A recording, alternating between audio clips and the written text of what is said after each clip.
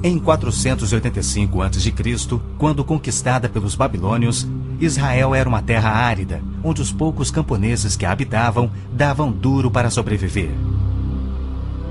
Esta era a terra que Deus havia prometido para Abraão, Isaque e Jacó, e aos seus descendentes para sempre. Toda a terra que você está vendo, darei a você, Abraão, e a sua descendência para sempre. A terra não poderá ser vendida definitivamente, porque ela é minha. O povo que orgulhosamente habitava a terra prometida foi dizimado, espalhado e levado à Babilônia, onde passou 70 anos, conforme predito por Jeremias. Toda esta terra se tornará uma ruína desolada, e vocês estarão sujeitos ao rei da Babilônia durante 70 anos. Muitos judeus haviam voltado a Jerusalém para reerguer o templo, mas o resto da cidade estava em ruínas, suas paredes derrubadas e portões queimados. Em meio à desolação, Deus inspirou o profeta Zacarias a proferir uma das profecias mais notáveis já registradas. Ela predizia o período bíblico conhecido como os últimos dias. Farei de Jerusalém uma taça que embriague todos os povos ao seu redor. Farei de Jerusalém uma pedra pesada para todas as nações. O cumprimento dessa profecia após o admirável renascimento de Israel em 1948 é constatado pelo mundo todo. Exatamente como previsto na Bíblia, ao invés de Nova York, Berlim ou Moscou, a pequenina Jerusalém é o fardo maior dos países do mundo. O peso que ela tem é tal que o Conselho de Segurança das Nações Unidas dedicou quase 1/3 das suas deliberações a Israel, que representa apenas 1/1000 da população mundial.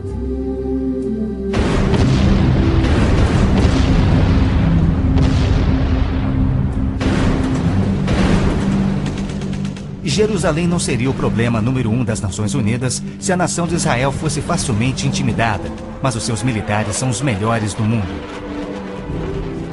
Naquele dia farei que os líderes de Judá sejam semelhantes a um braseiro. Eles consumirão todos os povos ao redor. O Senhor protegerá os que vivem em Jerusalém.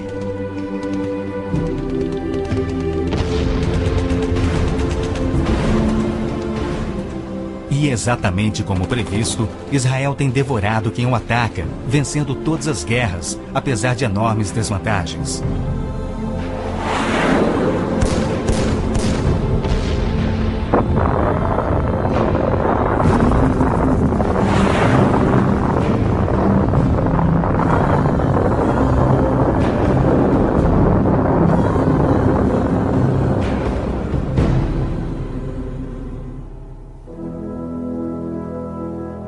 O anjo Gabriel revelou a Daniel que Jerusalém seria reconstruída e que após 483 anos viria o Messias.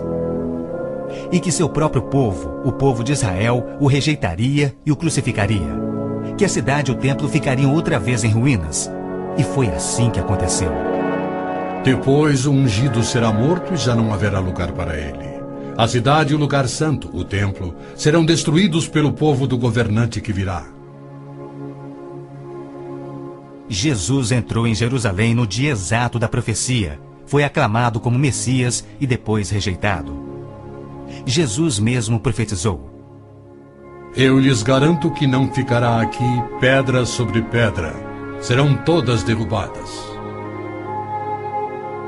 E serão levados como prisioneiros para todas as nações.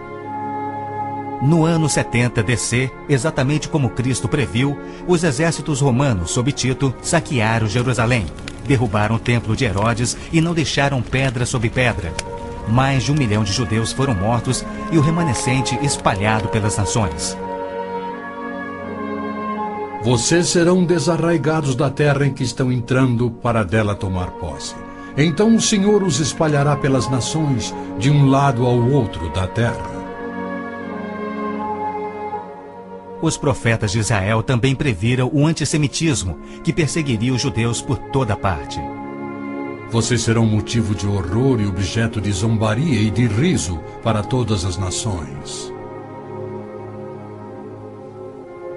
Espalhados entre as nações, os judeus têm sido odiados, perseguidos e mortos como nenhum outro povo, enquanto a estéril terra de Israel permaneceu de luto. Após sua visita em 1867, o escritor Mark Twain escreveu: Belém, a terra em que os anjos cantaram não é habitada por criatura alguma. A Palestina se recobre de pano de saco e cinzas, desolada e sem beleza. Em outra de suas profecias admiráveis, Jesus declarou: Jerusalém será pisada pelos gentios, até que os tempos deles se cumpram. Jerusalém foi disputada por todos os grandes povos da história. Babilônios a dominaram, depois os medo-persas. Alexandre o Grande tomou a Palestina para os gregos em cerca de 300 a.C. Depois foram os egípcios, seguidos pelos assírios e então os romanos.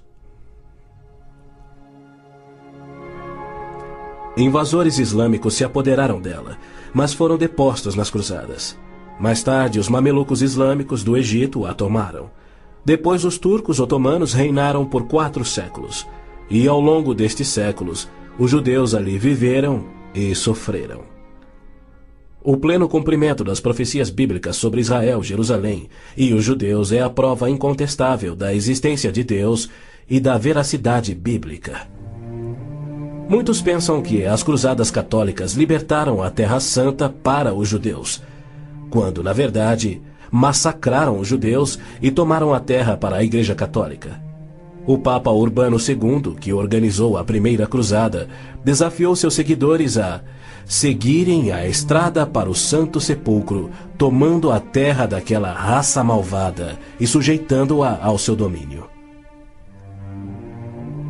Hordas de voluntários, ostentando a bandeira da cruz, massacraram os judeus, a linhagem terrena de Cristo. Isso por todo o trajeto a Jerusalém. O líder da cruzada, Godofredo de Bouillon, jurou que se vingaria pelo sangue de Cristo, matando até o último dos judeus. Ao tomarem a cidade de Davi, seus homens perseguiram os judeus até a sinagoga e atearam fogo nela. Os papas subsequentes trataram os judeus como leprosos sem qualquer direito. Entre estes, Pio VII, Leão XII, Pio VIII e Gregório XVI. O abuso de Hitler contra os judeus alemães antes da Segunda Guerra descortinou um antissemitismo fervilhante que se estendeu por todo o mundo. Ao navio transatlântico St. Louis, abarrotado com 1.100 refugiados judeus, foi negado acesso a todos os portos nas Américas do Sul, Central e do Norte.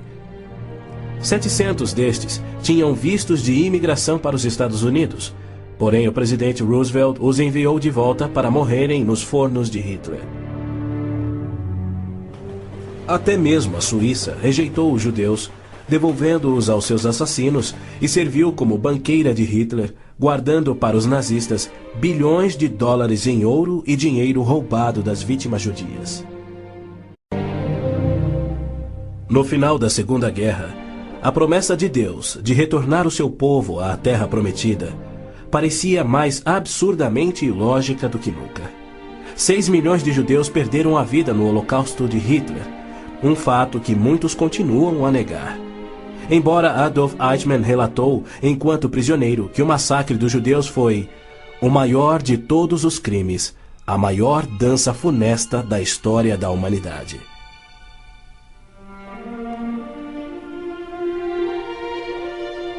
E o mais incrível é que, após a guerra, centenas dos esqueléticos sobreviventes, libertados dos campos de extermínio, foram mortos em toda a Europa. Porém, Deus não esquecera das suas promessas.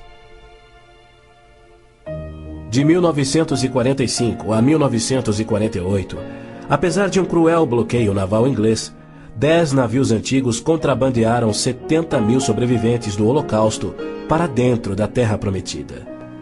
Nas palavras de um dos sobreviventes, os velhos navios e a frota britânica eram ameaças menores que a vida na Europa.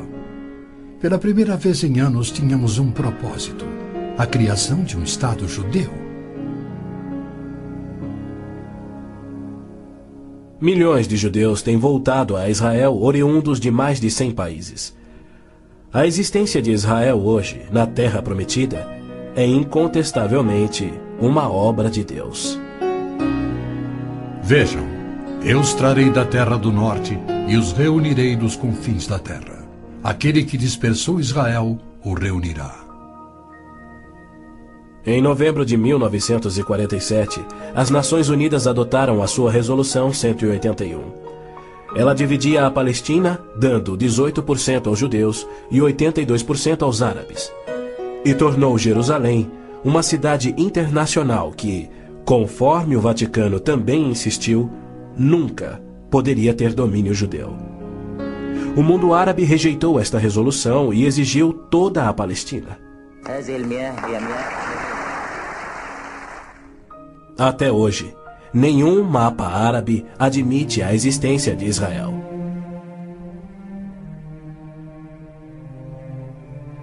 Em 14 de maio de 1948, Israel declarou sua independência. E foi imediatamente invadido por 6 nações árabes. Seus soldados eram várias vezes mais numerosos que os colonos judeus e tinham superioridade indiscutível em armas, tanques e aviões. Tendo recebido da ONU uma faixa estreita e indefensável de terra, rodeada de inimigos dispostos a exterminá-lo, Israel deveria ter sido aniquilado.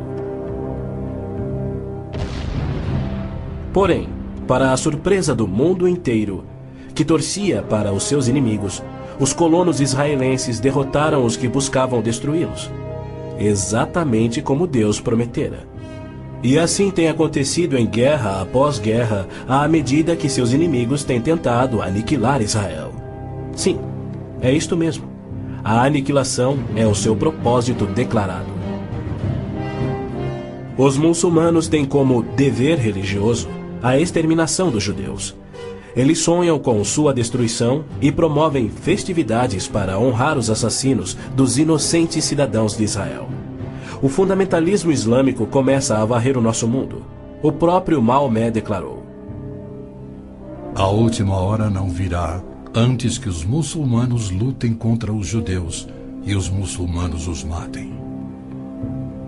Mas por que a imprensa chama os terroristas muçulmanos de radicais e extremistas? Na verdade, eles apenas estão sendo fiéis ao islamismo.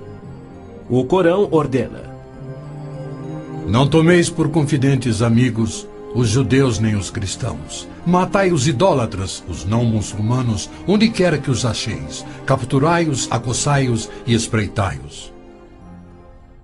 Líderes muçulmanos, religiosos e políticos ameaçam os judeus como fazia Hitler na TV, pelo rádio e alto-falantes nas ruas e nas mesquitas. Quando Gaddafi brada: a batalha de Israel será tal que Israel deixará de existir, ele fala por todos. O extermínio de Israel é transmitido aos muçulmanos desde o aleitamento. Um ministro da educação da Síria escreveu: O ódio com que doutrinamos as mentes dos nossos filhos desde o parto é sagrado. Um livro-texto de adolescentes egípcios declara: Israel não viverá se os árabes forem firmes no seu ódio. E um livro de pré-adolescentes diz: Os árabes não desistem de trabalhar em prol do extermínio de Israel. É uma loucura Israel tentar firmar acordos de paz com inimigos como estes, mas a pressão mundial o obriga a isto. Na Guerra de Yom Kippur de 1973, milhares de tanques atravessaram simultaneamente o Sinai, oriundos do Egito, e descendo o Golã a partir da Síria num ataque surpresa cuidadosamente orquestrado. As forças militares de Israel estavam todas de licença, celebrando a mais sagrada de suas festas religiosas, levando, portanto, 3 dias para que se mobilizassem. 300 mil israelenses enfrentaram 1,2 milhões de árabes. Escapando por um fio da derrota, Israel sofreu pesadas baixas. Mas, em cumprimento incontestável da admirável profecia de Zacarias, de que as tropas judias seriam como fogo que consumiria as nações vizinhas, Israel expulsou os seus inimigos.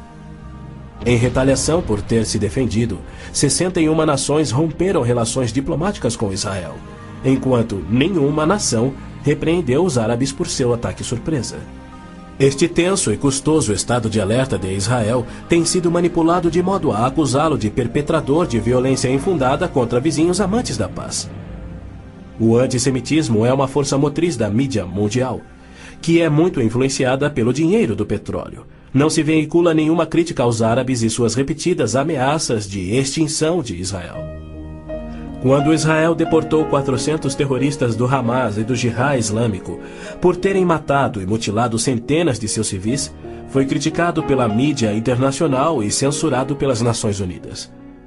Mas quando o Kuwait deportou 300 mil palestinos, em sua maioria civis inocentes, a mídia fez pouco caso e as Nações Unidas ignoraram o fato. As Nações Unidas são flagrantemente pró-árabes e contra Israel. As chamadas Forças de Paz das Nações Unidas no Líbano abrigaram terroristas da OLP, ofereceram suas instalações para treinar terroristas, forneceram equipamento militar e auxiliaram as equipes de terroristas a caminho de atacarem Israel.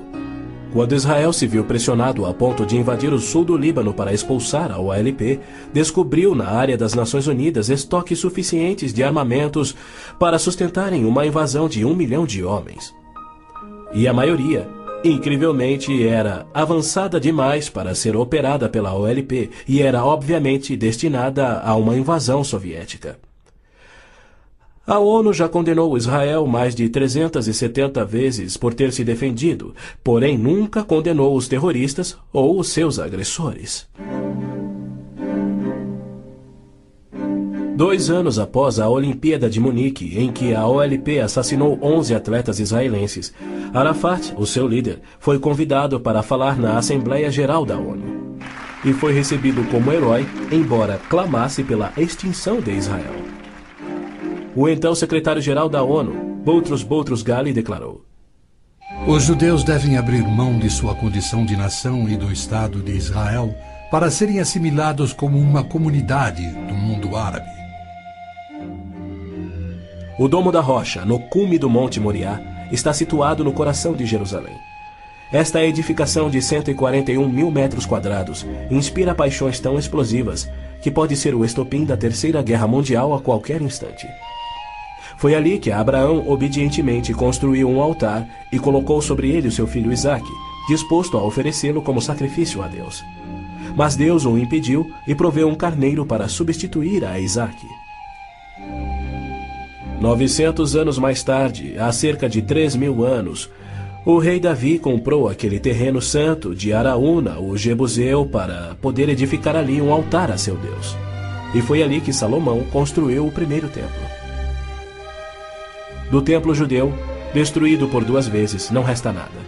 Em seu lugar se ergue o Domo da Rocha, um imenso monumento ao deus islâmico da lua, o antissemita Alá.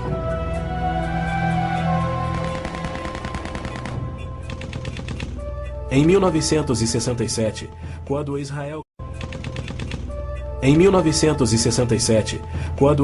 capturou o leste de Jerusalém e junto com ele o Monte do Templo, isto parecia contradizer a profecia de Cristo de que Jerusalém seria pisoteada pelos gentios até a sua vinda. Mas, incrivelmente, Israel imediatamente devolveu o Monte do Templo aos cuidados do rei Hussein da Jordânia. Este, por sua vez, o confiou a Yasser Arafat e a sua OLP em 1994. Assim, o coração de Jerusalém está nas mãos de gentios e as nações dos gentios de todo o mundo exigem o controle. Uma das principais tensões no Oriente Médio, hoje em dia, é a questão do chamado povo palestino. A Organização de Libertação da Palestina, a OLP, liderada por Yasser Arafat desde 1969, alega representar os palestinos. A OLP declara: Nosso conflito com o inimigo sionista não surge em função da demarcação de suas fronteiras, mas sim da própria existência de Israel. A OLP, como todos devem saber, é uma organização islâmica de terrorismo. Ela treinou as gangues de assassinos de Idi Amin, que mataram 300 mil cristãos negros em Uganda. Na verdade, a maioria das organizações terroristas em todo o mundo foram treinadas pela OLP. Arafat cometeu seu primeiro assassinato aos 20 anos. Sob sua liderança, a OLP se tornou a maior, a mais rica, a mais violenta e a mais sangrenta das organizações terroristas já conhecidas. Em 1970, a OLP tinha 55 bases na Jordânia, e seu terrorismo contínuo contra os civis jordanianos era tão maligno que o rei Hussein a atacou com suas tropas de beduínos, e após semanas de sangrentas batalhas, expulsou a OLP para o Líbano. Ali, a OLP aniquilou as cidades cristãs de Damur, Beit Malá, Tal Abbas e outras. A mídia fez vistas grossas ao seu reinado de terror no Líbano. A imprensa internacional foi ameaçada e se manteve em silêncio. Os que ousaram divulgar a verdade tiveram mortes brutais. Larry Buckman e Sean Turan, da TV ABC, Mark Trion, da Rádio Belga Livre, Robert Pfeffer, da revista Der Spiegel, e outros. Cerca de 300 mil civis libaneses foram mortos e mais de 100 mil das jovens sobreviventes foram engravidadas por estupros da OLP antes que Israel a expulsasse. Porém, novamente, Israel foi censurado. Ladies and gentlemen, Mr. Arafat, Chairman of the Executive Council of the Palestine Liberation Organization, His Excellency Yitzhak Rabin, Prime Minister of Israel, the President of the United States. Quaisquer tratados de paz com a OLP têm como propósito único enganar Israel. O modelo que os muçulmanos seguem hoje foi dado por Maomé. Em 628, ele firmou um tratado de paz de 10 anos com sua tribo Quraysh, em Meca. 2 anos mais tarde, ele atacou Meca, matando os homens e escravizando as mulheres e crianças. Arafat declarou publicamente: Em nome de Alá, eu não considero o acordo de paz entre a OLP e Israel mais do que o acordo assinado entre nosso profeta Maomé e a tribo Quraysh. A paz para nós implica na destruição de Israel. O primeiro passo é fingir a paz para ganhar territórios dentro de Israel, de onde possa lançar sua destruição final. Por incrível que pareça, Arafat e seus assassinos da OLP têm sido eximidos e celebrizados pela mídia mundial. Este criminoso, impiedoso e sadista recebeu um prêmio Nobel da Paz e é honrado como campeão da justiça em prol do oprimido povo palestino. Palestinos? Nunca houve palestino, seja povo, nação, língua, cultura, religião ou economia. As alegações de serem descendentes de um povo palestino que supostamente habitou uma terra chamada Palestina por milhares de anos não passa de uma mentira intencional. A terra era chamada Canaã e era habitada por cananeus. E o que fora Canaã tornou-se a terra de Israel quando Deus a entregou ao seu povo. Porém, uma história revisada que oculta a verdade é promovida nas melhores enciclopédias e livros, incluindo publicações cristãs. Aqueles que hoje se denominam palestinos são árabes, por berço, língua, religião islâmica e cultura. A origem do termo Palestina provém dos filisteus, os arqui-inimigos do antigo Israel. Em 130 d.C., os romanos reconstruíram Jerusalém como uma cidade pagã, tendo um templo de Júpiter no lugar do templo judeu. Provocados à rebelião, 500 mil de judeus foram mortos e milhares escravizados. Os romanos, irados, renomearam a terra de Israel, batizando-a de Síria-Palestina. Assim surgiu o termo palestino.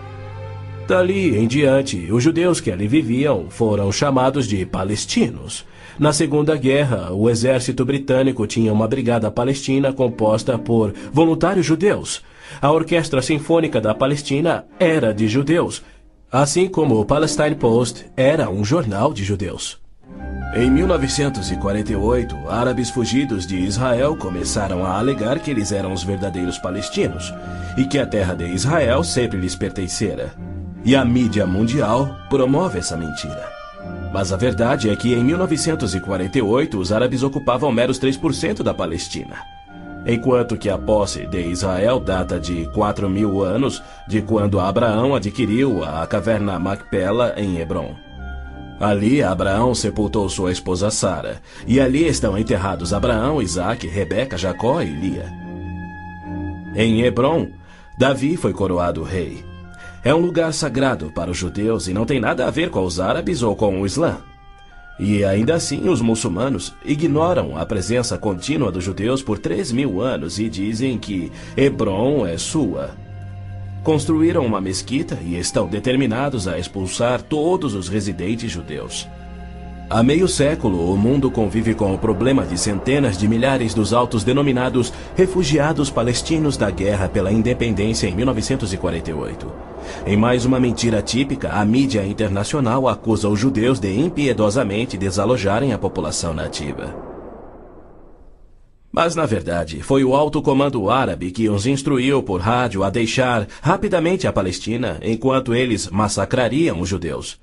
Uns 350.000 fugiram. Muitos ficaram. Os que ficaram hoje são cidadãos israelenses e atualmente compõem uns 16% do eleitorado de Israel. A Jordânia anexou o território palestino designado pela ONU, expeliu todos os judeus, destruiu as sinagogas judaicas e renomeou de margem ocidental as terras conhecidas por Judeia e Samaria desde os tempos bíblicos. Apesar dos milhões de dólares em jazidas de petróleo e uma área terrestre 700 vezes maior do que a de Israel, as nações árabes se recusam a aceitar quaisquer refugiados de 48 e a dar-lhes vida normal. Somando milhões devido à sua alta taxa de natalidade, hoje eles são restritos a vergonhosos acampamentos de refugiados em Gaza, Jordânia, Líbano, Síria e na margem ocidental. Estes infelizes são mantidos assim para que seu infortúnio seja exibido como propaganda. Por outro lado, o recém-formado Estado de Israel, cuja população somava 600.000, absorveu rapidamente 820.000 refugiados judeus que fugiam das terras árabes, onde por 13 séculos, desde o advento do islamismo, eram sujeitados a surras e cusparadas nas ruas e mercados. Centenas foram brutalizados ou mortos pelos muçulmanos em surtos imprevisíveis de violência e tiveram suas posses confiscadas. O renascer de Israel propiciou um refúgio acolhedor para o qual fugiram. Israel já assimilou milhões de imigrantes. Mais de 1 milhão de refugiados ficaram sob o domínio de Israel nos acampamentos em 1967, na Guerra dos 6 Dias. Israel lhes oferece terras estatais, eletricidade, água, esgoto, pavimentação e escolas, e já construiu 9 complexos residenciais para abrigar 10.000 famílias. As nações árabes, incrivelmente, se opõem ao auxílio que Israel oferece aos seus refugiados. Ainda mais incrível é que as Nações Unidas adotam anualmente as seguintes surpreendentes resoluções. A Assembleia Geral exige que Israel desista da reintegração dos palestinos na faixa de Gaza. A Assembleia Geral conclama novamente a Israel para que se retraia de quaisquer ações destinadas à reintegração dos refugiados palestinos. Se formos analisar a história, Jerusalém sempre foi a capital de Israel e seus reis. Hoje em dia, cedia ao seu parlamento. Porém, embaixadas estrangeiras se situam em outros pontos.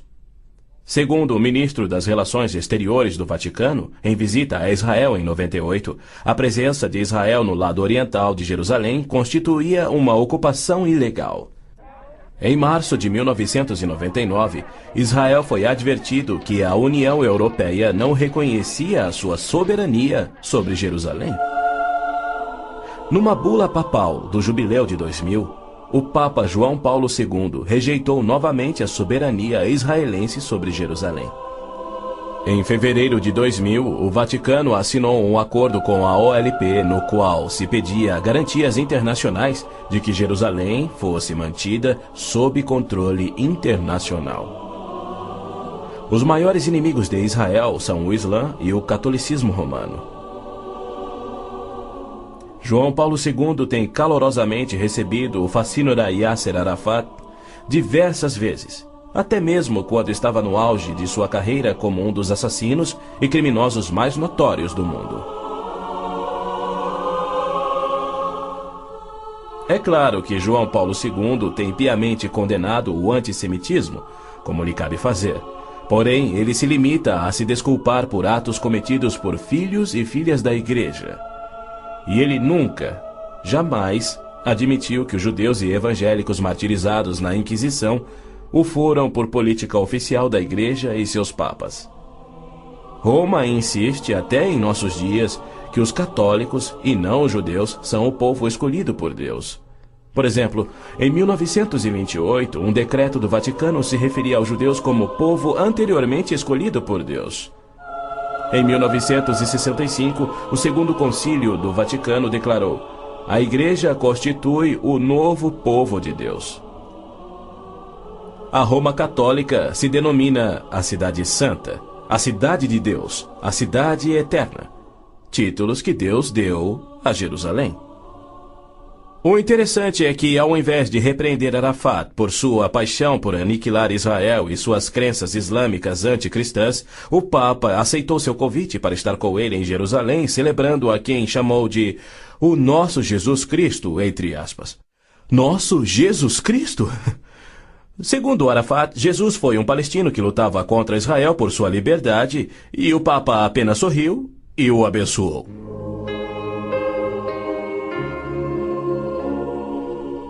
Os judeus culpam a Cristo e aos cristãos pelo antissemitismo do catolicismo romano. Mas o catolicismo, com seu falso evangelho de obras, sacramentos, purgatório e indulgências, não representa o cristianismo bíblico. Nenhum cristão verdadeiro poderia ser antissemita. Jesus foi um judeu. Inclusive, a Igreja Católica matou muito mais evangélicos do que judeus. O Papa Inocêncio III massacrou por completo a cidade de Béziers, na França. Morreram cerca de 60 mil cristãos albigenses. E segundo o Papa, foi o auge do seu papado. Os exércitos dos papas levaram um século para exterminar os albigenses e o mesmo destino foi imposto aos valdenses, huguenotes, husitas e outros. No massacre de São Bartolomeu foram chacinados 70 mil huguenotes, mais 200 mil foram mortos depois e 500 mil fugiram da França para salvar a vida. E como estes, há muitos outros exemplos. Hitler não assassinaria os 6 milhões de judeus se os séculos do antissemitismo romano não tivessem preparado o caminho. Em 26 de abril de 1933, Hitler relembrou aos representantes do Vaticano, Bispo Burney e Monsenhor Steinmann, que por 15 séculos Roma considerara os judeus parasitas a serem exterminados, e que ele lhes oferecia uma solução final para o problema dos judeus. Antes de se tornar o Papa Pio XII, o cardeal Eugênio Pacelli, núncio papal da Alemanha, entregou dinheiro do Vaticano a Hitler para formar o Partido Nazista. Ao se tornar Papa, Pacelli enviou uma mensagem de apoio ao Führer. Ao ilustre Herr Adolf Hitler, Führer e chanceler do Reich alemão. É com grande prazer que recordamos os muitos anos passados na Alemanha como núncio apostólico, ocasião em que fizemos de tudo para estabelecer relações harmoniosas entre a Igreja e o Estado. Agora, suplicamos ainda mais fervorosamente para alcançarmos este alvo.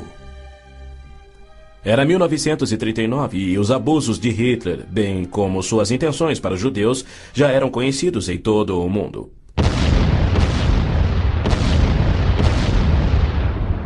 Foi em janeiro daquele ano que Hitler declarou que a guerra resultaria na, abre aspas, exterminação da raça judaica, fecha aspas. Die Völker noch einmal in einen Weltkrieg zu stürzen, dann wird das Ergebnis nicht der Sieg des Judentums sein, sondern die Vernichtung der jüdischen Rasse in Europa. Após 4 anos, em 22 de junho de 1943, enquanto pairava a fumaça de judeus incinerados nos céus da Europa, O Papa Pio XII, em contraposição à promessa de Deus, escreveu ao presidente Roosevelt tentando dissuadi-lo de tornar a Palestina em terra judia. Não existe precedente histórico para justificar o regresso de um povo a uma terra deixada 19 séculos antes. Se os hebreus desejam um lar, não seria muito difícil encontrar um território que lhes sirva melhor que a Palestina. Com o aumento da população judaica naquela região, graves novos problemas surgiriam. Sem precedente histórico, Deus o havia prometido. Pio XII nunca condenou o Holocausto em público. Tampouco buscou dissuadir Hitler do seu intento de aniquilar os judeus. Porém, ele se manifestou, de forma bem enfática, contra o regresso dos judeus à terra de Israel, que Deus lhes dera como herança eterna. Do mesmo modo, Pio X declarou em 1904: Não podemos reconhecer os judeus como povo. Em 1919, o cardeal Pietro Gasparri, secretário de Estado do Vaticano, escreveu: O perigo que mais nos amedronta é o da criação de um Estado judaico na Palestina. E quanto ao Islã, esta religião de violência tem sempre forçado conversões pela espada. Após a morte de Maomé, a maioria dos árabes abandonou o Islã, dando origem às famosas guerras da apostasia. Abu Bakr, o primeiro califa a suceder Maomé, matou dezenas de milhares de ex-muçulmanos buscando reimplantar o Islã. Até o início do século VIII, os ferozes guerreiros do Islã haviam tomado a maioria do Oriente Médio, muito da África e haviam quase conquistado a Europa. A violenta natureza do Islã é vista ainda hoje em multidões bradando "Allah é grande" e infligindo terror e morte sobre os não-muçulmanos. O Islã está por trás da maior parte do terrorismo no mundo. Hoje em dia, multidões muçulmanas periodicamente massacram milhares de cristãos, queimando e saqueando as suas terras.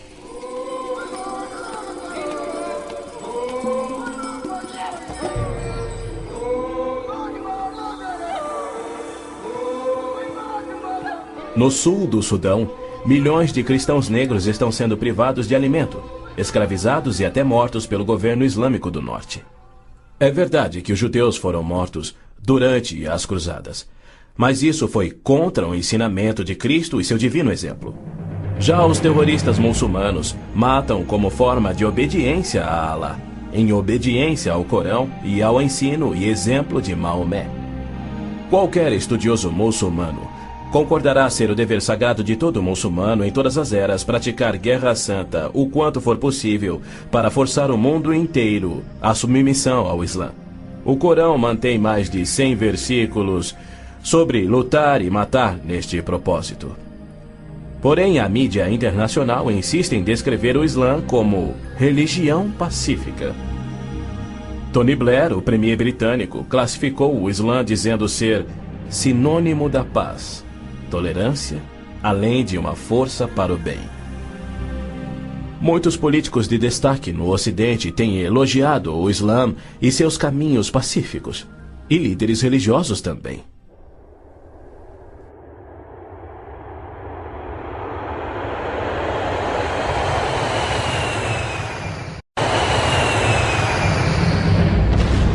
Os inusitados atos de guerra praticados por terroristas contra os Estados Unidos em setembro de 2001 resultaram em declarações de políticos que diziam ser necessário distinguir entre terrorismo causado por grupos extremistas, fanáticos, e a religião islâmica em si, que é pacífica.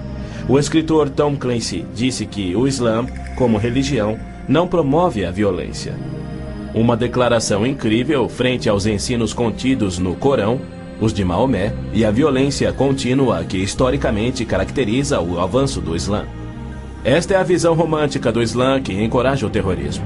Para esses criminosos, Arafat é a prova viva das recompensas conferidas aos que aspiram ao terrorismo. Ele é o mais vil e bem-sucedido terrorista da história. A OLP detinha o recorde do maior sequestro aéreo, 4 aeronaves numa única operação, apenas igualado em 2001. o maior número de reféns, 300 pessoas na mesma operação e outros recordes que se mantêm até hoje. O número de pessoas baleadas num aeroporto, o maior resgate pago, $5 milhões pagos pela Lufthansa. A maior diversidade de alvos, 40 aeronaves de passageiros civis, 5 navios de passageiros, 30 embaixadas ou missões diplomáticas, além de incontáveis fábricas, depósitos de combustível, etc, etc, etc. Ao invés de ser julgado como réu em corte internacional, assim como os nazistas e líderes sérvios, os sangrentos atos de Arafat atraíram a ONU, a União Europeia e incontáveis líderes políticos e religiosos para o seu lado contra Israel e lhe outorgaram o Prêmio Nobel da Paz. O que confere a pilotos habilidosos a coragem e o ímpeto de se apoderarem de jatos comerciais e arremetê-los contra edifícios civis ou militares. Ou outros que se suicidam explodindo ônibus em Tel Aviv. Somente uma coisa: a garantia islâmica do paraíso para os que morrem na jihad. Aos mártires, o Islã promete um palácio de marfim contendo 70 mansões, cada mansão contendo 70 casas e em cada casa uma cama com 70 lençóis. E em cada lençol uma linda virgem que recupera sua virgindade a cada vez que o mártir a possui. Lhe é prometido que o seu apetite para o sexo e alimento será igual ao de 100 homens. Os meninos muçulmanos ouvem essa promessa desde a infância.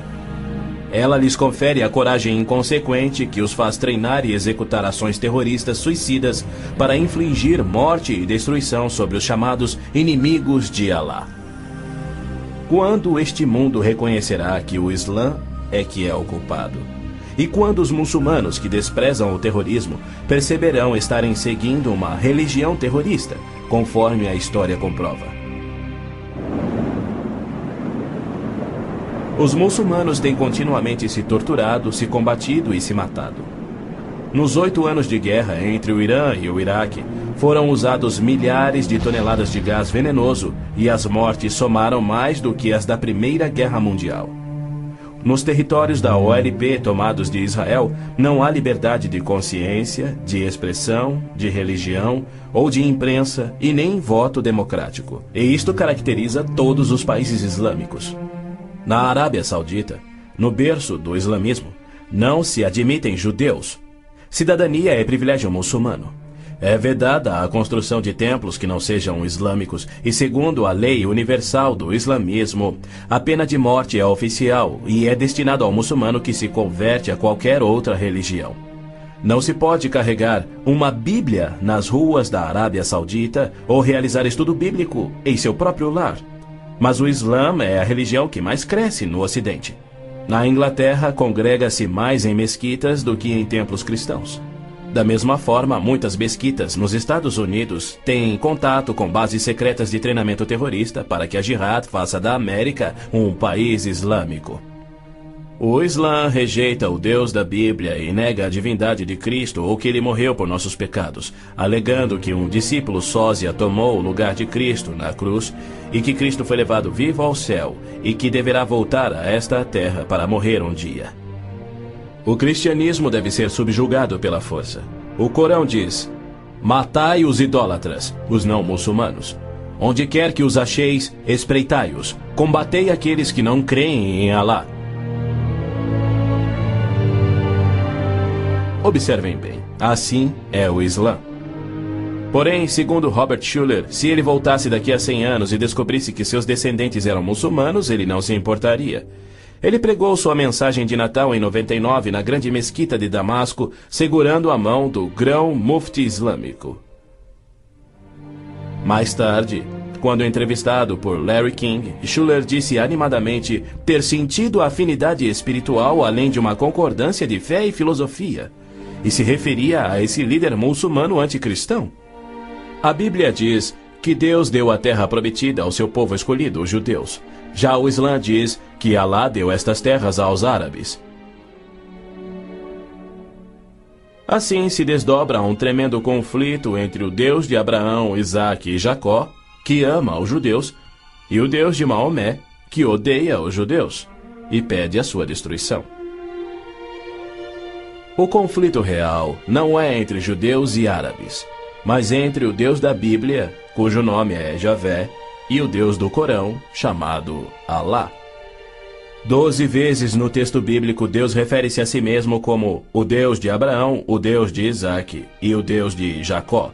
Então, Javé declarou a Moisés: diga aos israelitas, o Senhor, o Deus dos seus antepassados, o Deus de Abraão, o Deus de Isaque, o Deus de Jacó enviou-me a vocês. Esse é o meu nome para sempre, nome pelo qual serei lembrado de geração em geração. É Satanás que tem inspirado 3.000 anos de antissemitismo. Se os judeus fossem destruídos, o Messias não poderia nascer. Mesmo após a vinda de Cristo, se Satanás destruísse os judeus, Javé seria um mentiroso, incapaz de cumprir sua promessa de restaurar a terra a Israel, para que dali Cristo reinasse no trono de Davi na sua segunda vinda. A integridade de Deus tem a ver com a sobrevivência de Israel. Embora não conste uma única vez no Corão, há mais de 800 menções de Jerusalém na Bíblia. Dela é dito repetidas vezes ser o local em que Javé, o Deus da Bíblia, estabeleceu o seu nome para sempre. Yasser Arafat alega que Jerusalém tem sido uma cidade árabe há milhares de anos, quando na realidade ela nunca o foi. Em julho de 1889, constou no jornal Pittsburgh Dispatch que, dos 40.000 habitantes de Jerusalém, 30.000 eram judeus e a maioria do restante era cristã. Quando Israel declarou sua independência em 1948, havia 100.000 judeus vivendo na Jerusalém antiga. Ela foi fundada há 3.000 anos por Davi, o grande rei de Israel, e se manteve uma cidade judia desde então. Não é à toa que mais de 40 vezes a Bíblia se refere a Jerusalém como sendo a cidade de Davi. Ali Deus estabeleceu o trono de Davi para sempre. E naquele trono, o Messias, descendente de Davi, deverá reinar sobre Israel e o mundo. O Senhor Deus lhe dará ao Messias o trono de seu pai Davi, e ele reinará para sempre sobre o povo de Jacó. Jerusalém é um cálice de tontear porque líderes mundiais rejeitam o Deus bíblico e seu plano de paz para Jerusalém e o mundo. A insistência do Vaticano e da ONU de que Jerusalém deve ser uma cidade internacional e dos muçulmanos que dizem que ela lhes pertence constituem desafios ao Deus de Abraão, Isaque e Jacó, assim como a paixão muçulmana pela destruição de Israel. As nações muçulmanas estão se armando com mísseis capazes de portar ogivas químicas e biológicas, além de nucleares. Certamente não são armas de defesa. Todo mundo sabe que tem um propósito único: chover morte e destruição sobre Israel. A Síria já fabricou milhares de ogivas químicas, tem vastos estoques de armas biológicas e triplicou seu poderio militar e aéreo desde a Guerra de Yom Kippur em 1973. Israel também tem armas nucleares, atualmente posicionadas em modernos submarinos, e certamente não seria vencido sem utilizá-los. Era a isto que Cristo se referia quando, numa surpreendente profecia que antevia os armamentos modernos, ele alertou sobre uma destruição tão incrível que, se ele não intervisse para interrompê-la, não restaria vida na Terra. E se aqueles dias não fossem abreviados, ninguém sobreviveria. Ninguém sobreviveria. O Armagedon é tema frequente nas profecias bíblicas. A Bíblia descreve com clareza os eventos que anteciparão o Armagedon. Milhões de judeus já voltaram a Israel depois de serem espalhados entre as nações. Eles reconstruíram Israel a partir do nada e sentem-se seguros com uma falsa paz. Com a progressão do processo dessa falsa paz, os árabes matam e queimam as casas dos árabes que suspeitam estar cooperando com Israel. Terroristas muçulmanos que matam judeus são honrados nos países árabes. Ruas e feriados recebem os seus nomes. Na virada do milênio, o Prêmio Palestino de Cultura foi outorgado a Abu Daud por seu livro no qual descreveu como planejou e executou o assassinato de 11 atletas israelenses nas Olimpíadas de Munique em 72. Ainda assim, os israelenses seguem sonhando em alcançar a paz com aqueles que juraram exterminá-los. Logo a seguir virá aquilo que Jeremias chamou de o tempo da angústia de Jacó. Exércitos do mundo, sob o anticristo, serão trazidos ao Armagedon por Javé, no intento de puni-los por terem odiado, perseguido e matado o seu povo Israel, e para disciplinar Israel por sua descrença. Você, anticristo, avançará contra Israel, o meu povo, nos dias vindouros. Trarei você contra a minha terra para que as nações me conheçam, e todas as pessoas da face da terra tremerão diante da minha presença. Reunirei todos os povos para lutarem contra Jerusalém. Depois, o Senhor sairá para a guerra contra aquelas nações. As frases "a minha presença" e "o Senhor sairá para a guerra" indicam que Deus mesmo virá salvar Israel no Armagedon. Zacarias diz: Deus virá como um homem ressurreto que foi traspassado. Este só pode ser o Messias, a quem Isaías chamou Deus poderoso, o Pai eterno. Ouça novamente as previsões dos profetas judeus sobre a rejeição do Messias, sua crucificação pelo seu povo e sua morte pelos pecados do mundo. Perfuraram minhas mãos e meus pés na crucificação. Foi desprezado e rejeitado, eliminado da terra dos viventes. Por causa da transgressão do meu povo, ele foi golpeado. Então o ungido será morto e já não haverá lugar para ele, apenas para os pecados do mundo. Em consonância com os profetas de Israel, João nos revela o Armagedon no último livro da Bíblia e nos mostra Cristo voltando do céu para destruir o anticristo, exatamente como Paulo também profetizou. Vi os céus abertos e diante de mim um cavalo branco, cujo cavaleiro se chama Fiel e Verdadeiro. Seus olhos são como chamas de fogo, e seu nome é Palavra de Deus. Então vi a besta, o anticristo, os reis da terra e os seus exércitos, reunidos para guerrearem contra aquele que está montado no cavalo e contra o seu exército. Mas a besta foi presa, e com ela o falso profeta.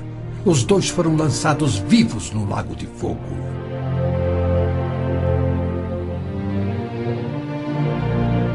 Antes do Armagedon, o anticristo irá confirmar um pacto de 7 anos, garantindo uma falsa paz entre árabes e judeus.